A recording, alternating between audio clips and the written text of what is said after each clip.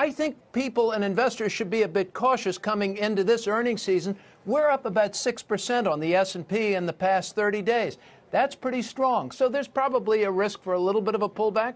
But underlying all of this, we have, a very high employment. We have low interest rates. We've got no inflation.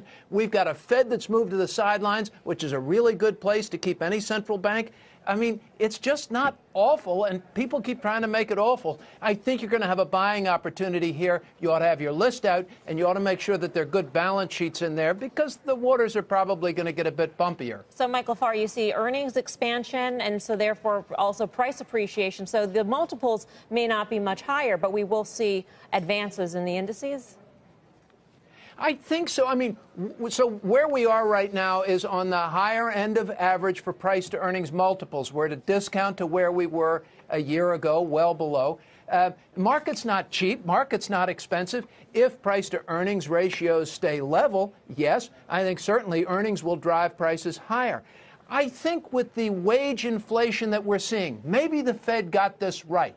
Maybe they actually architected this soft landing. And with wage inflation, we'll see organic consumer demand start real organic growth again. Remains to be seen, but I don't think that all the negativity is called for yet. I remain bullish longer term. And Michael Cuggino, would you fade the IMF's global downgrade to say, OK, now this is really acknowledging what the market has been pricing in, especially in the fourth quarter?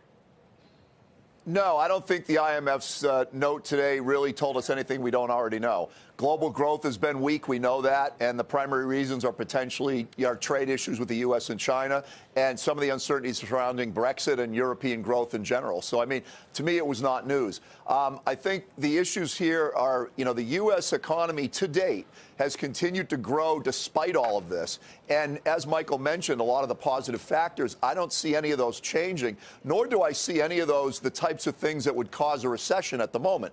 Now, prudent investors need to be careful of this and continue to watch some of these factors we've talked about, but I don't see any of this happening immediately. And so, the interest rates, for example, Fed funds are roughly at the Fed's inflation target at the moment. So, staying neutral, staying to the sidelines is probably the right approach. And we can make educated guesses as to whether they should be raising or dropping interest rates 6 months from now. But we don't know. We don't have enough data. So let's wait and see. They're right at the moment. Yeah. Corporate earnings still growing, weaker, but still growing. The rate of growth is slowing, but still that's good. And that provides a foundation for stocks going forward. So I would agree with Michael. There's a buying opportunity here, and there's potential for better movement in stocks going forward. All right. Thank you to the Michaels, Cuggino and Farr.